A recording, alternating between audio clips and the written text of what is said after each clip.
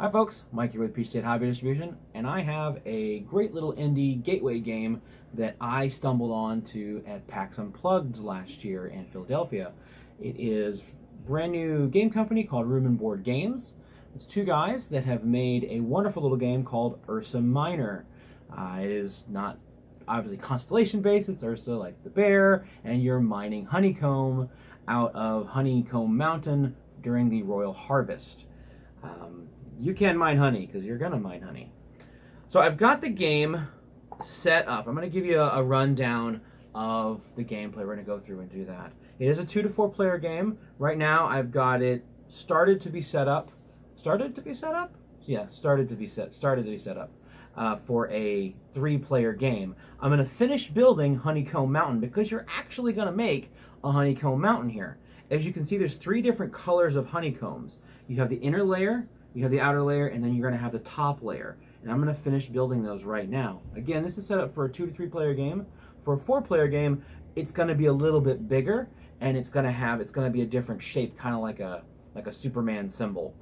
But you're going to finish off building your honeycomb by building on top of the previous layer. So the first layer you're going to put down are these 4 foundation tiles. They're all the exact same for the effect. I'll explain what the tiles are a little bit later. But let's go ahead and finish building our mountain. As you can see, we're just going to add on top of here. And we've now covered the center layer with the second layer of honeycomb. And we have to do that now to the other layer of honeycomb, the second layer. We just keep doing that by adding more honeycombs. And my stack is upside down.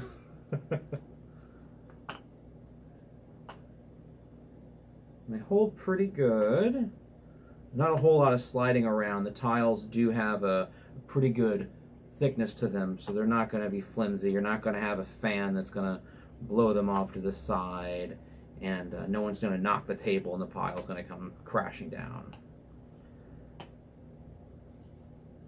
And that's that. So you're going to take your tiles, you're going to put them in separate piles, shuffle them up, and then you're going to randomly just put them on top of here. And as you can see, well, maybe not from your angle, but it is a pyramid. It's a 3-layered pyramid of honeycomb, mountain that you're going to be mining into. So the tiles you don't use, put them back in the box, and that's that. Like I said, this is set up for a 3-player game, but I do have the 4th-player card out just to show you all the different components that are in the game. So there are 4 different meeples in 4 different colors: black, yellow, brown, and red. And each of these meeples is very different from the other. They're all unique bear meeples. If you can, cameraman, if you could take and show those to people up there. Very unique, very cute little cutout, different bear meeples. Bearples? So we have the black one, which is a black bear, the yellow one, which is a honey bear, and brown one, which is a brown bear, and the red one, which is a red panda. And no, they're not bears, but he tricked his way into the competition, so he's going to be in here for that cute little red panda. In the game, you're going to start off with 2 of your meeples. That's it. And you're going to put them onto a tile. You're going to go around the table, start them off onto one of the outer tiles, and you're going to start them both there. Let's go ahead and set them up here and just set them up here. Now the object of the game is to mine your way into Honey Mountain and get honey and royal jelly. Honey is a currency. Your royal jelly are points. At the end of the game, whoever has the most points wins. The game ends when you get to the bottom of the bonus card pile. You play 1 more round, so everybody has the same number of rounds. Count up your points for royal jelly. Tiebreaker is whoever has the most honeycomb, or has the most honey, and then you have a winner. How do you mine your tiles? So at the bottom of the tiles here, let's go ahead and use this one, because I'll do this one right now. Cameraman, if you could hold that up there and explain the anatomy. So if you look at the tile, it's got a couple things on it. It has an icon at the top center that tells you what it is. I believe that one's royal jelly, right? It's a jar with some honey. So that's your victory points. At the bottom, it has a meeple symbol with a multiplier next to it. That means it's telling you that tile takes that many of your own bear around it to mine it out. So this one costs 2 bear to be able to mine it. You cannot mine a tile that's underneath any bear meeple. That's cut under mining, and that's not allowed in the game. So your meeples, they have to be adjacent to this tile to be able to mine it. I have 2 red panda here, so I could mine it. The things I can do on my turn are take my move action. Individually, each of your bears have these actions. So each of my bears can move independently from one another, and each of them can mine independently from one another or together. Example, with this tile right here, I can mine this tile with both of these bears. I would then get this tile and I take it and put it in front of me, and I now have 1 royal jelly for scoring at the end of the game. This reveals a tile below, which requires 3 bear, and it gives me 3 honey. I don't have enough bear to be able to do that. Let's finish off this player's turn. I did my mine action. I then can move. I can move them independently, or I can move them together to one tile. It all depends on what I want to do, what I want to mine. Right now, this early on in the game, I want to get honey so I can buy other cards other card effects they may have in the bonus decks here, or I can spend 3 honey to add 1 red panda with my other pandas on the board. You can buy up to 3 more bear red pandas and add them onto the board, and you'll have a total of 5 bears. All of your bear meeples, again, they can move independently from one another. They can mine independently from one another, and they could come together and work as a team.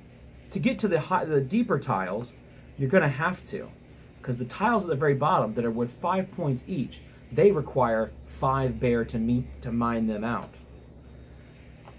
As you play Ursa Miner, as you can imagine just by how it's playing out here, you're going to have fewer and fewer options to mine, because as you play, the tiles are going to get fewer and fewer, and there's going to be less, and you're going to have a smaller mountain.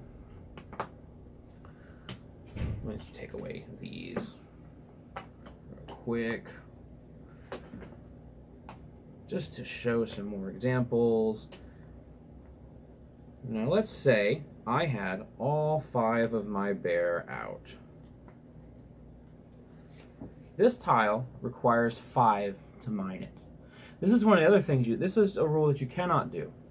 You cannot mine a honeycomb away so it would leave an island of other tiles. The tiles always have to be connected to the main part of the honeycomb mountain. So I wouldn't be able to mine this out. I have to get my bear over here first, or actually I have to mine these off first before I could mine that one. So I would have to bring all my bear over here and then mine these 2 away before I can get this big 5-point jelly.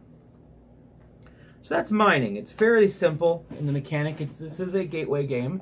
This is something you can teach somebody very easily. So that's the mining aspect of it. As you can kind of imagine, as you play down, you're going to have fewer and fewer options to mine and fewer options to stand on, as it's just going to become fewer options and it's going to get more crowded, as everybody is going to be adding their bears to the board.